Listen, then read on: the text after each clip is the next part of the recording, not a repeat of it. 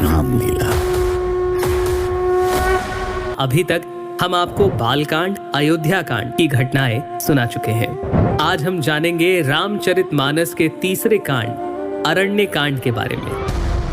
कुछ समय तक चित्रकूट में निवास करने के बाद राम जी जानकी माता और लक्ष्मण जी के साथ आगे की ओर प्रस्थान करते हैं।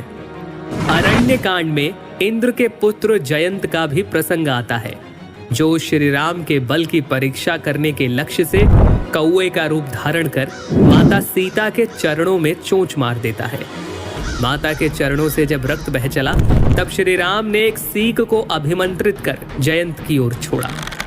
जयंत बचने के लिए अपने पिता इंद्र के पास भी गए, लेकिन उन्होंने भी रामद्रोही को शरण नहीं दी। अंत में वो श्री राम से क्षमा प्रार्थना करता है और श्री राम कौवा रूप धारण किए इंद्र पुत्र को काणा कर जीवन दान दे देते हैं। ऋषि अत्रि और ऋषि शरभंग जी से मिलने के बाद जब श्री राम आगे बढ़ते हैं तो उन्हें हड्डियों का ढेर दिखाई देता है। पूछने पर मुनि बताते हैं कि राक्षस दल सब मुनियों को खा जाते हैं। तब राम जी प्रतिज्ञा लेते हैं। मैं प्रतिज्ञा लेता हूँ, मैं पृथ्वी को राक्षस रहित कर दूंगा।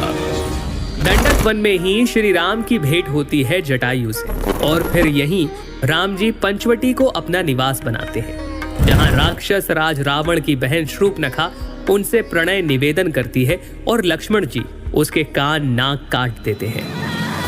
अपने अपमान का बदला लेने के लिए शूर्पणखा पहुंचती है खरदूषण के पास, लेकिन रघुकुल शिरोमणि राम और लक्ष्मण उनका वध कर देते हैं। अब शूर्पणखा जाती है अपने भाई रावण की सभा में।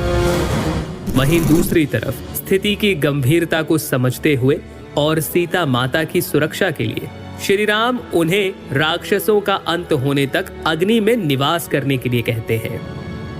हे प्रिय, मैं अब कुछ मनोहर लीलाएं करूंगा। जब तक मैं राक्षसों का वध करूं, तब तक तुम अग्नि में निवास करो। इसके बाद मारीच का स्वर्ण मृग बनकर आना और उसका मारा जाना, ये प्रसंग आता है। इधर रावण द्वारा सीता माता के स्वरूप यानी माया सीता का हरण किया जाता है और जानकी विलाप करते हुए कहती है, हे रघुनाथ जी, आपने किस अपराध पर मुझसे दया भुला दी। हे लक्ष्मण, तुम्हारा दोष नहीं है। मैंने क्रोध किया और उसका फल पाया। रास्ते में जटायु ने सीता माता को बचाने के लिए रावण से युद्ध किया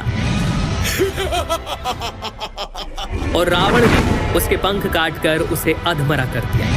फिर राम जटायु संवाद और शबरी से श्री राम की भेंट, जहां शबरी उन्हें पंपा सरोवर जाने का सुझाव देती है, और इसी के साथ अरण्य कांड की समाप्ति होती है।